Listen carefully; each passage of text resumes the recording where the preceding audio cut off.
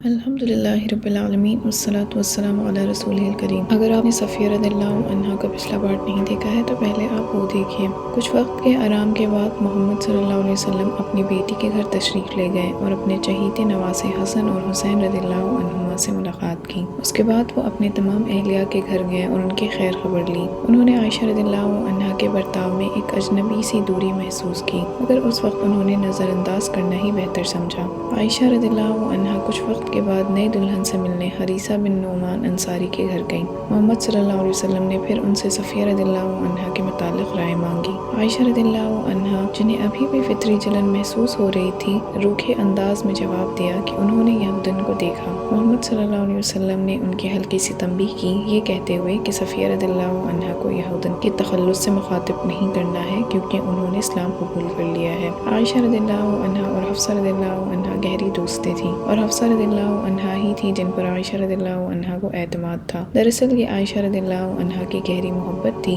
جس کی وجہ سے وہ اپنے احساسات کو اس طرح سے ظاہر کر رہی تھی۔ ایک بار جب صفیہ رضی اللہ عنہا اپنے گھر منتقل ہو گئی تو انہوں نے دیگر مومنین کے ماؤں کے ساتھ خوشگوار اور دوستانہ رویہ اپنا کر اپنی عمدہ پرورش کا مظاہرہ کیا۔ وہ خیبر سے اپنے ساتھ مہنگے زیورات لے کر آئی تھیں اور اسے دوسرے بیویوں کے سامنے پیش کیا۔ وہ محمد صلی اللہ علیہ وسلم کی چہیتی بیٹی فاطمہ رضی اللہ عنہا سے محبت کرتی تھیں اور انہیں سونے کی بالیاں بطور تحفے دیا۔ انہوں نے عائشہ اور حفصہ رضی اللہ عنہما کے دل میں جگہ حاصل کرنے کی پوری کوشش کی کیونکہ انہوں نے یہ محسوس کیا کہ نبی کریم صلی اللہ علیہ وسلم ان کی بہت عزت کرتے ہیں اور ان سے بہت محبت کرتے ہیں۔ انہوں نے بیان کیا کہ ایک موقع پر انہوں نے ان سے ذکر کیا کہ میں نے سنا ہے کہ حفصہ رضی اللہ عنہا نے انہیں یہودی کی بیٹی کہہ کر طعنہ دیا تھا۔ نبی کریم صلی اللہ علیہ وسلم نے اس پر جواب دیا کہ انہیں حفصہ رضی اللہ عنہا کو بتانا چاہیے تھا کہ وہ ان سے بہتر نہیں ہو سکتی۔ ان کے شوہر محمد صلی اللہ علیہ وسلم تھے، ان کے والد ہارون اور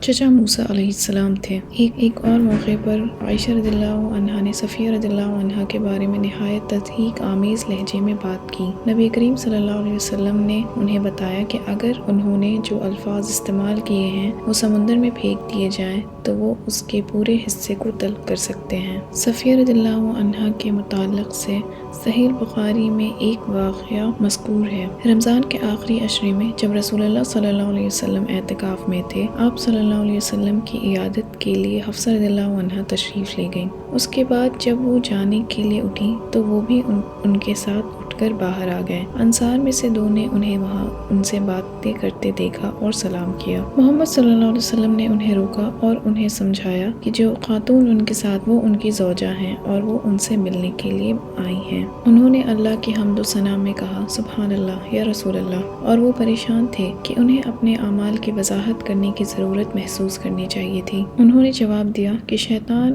اس حد تک انسانوں کا حصہ بن سکتا ہے کہ ان کے خون سے جسم میں داخل ہو جائے۔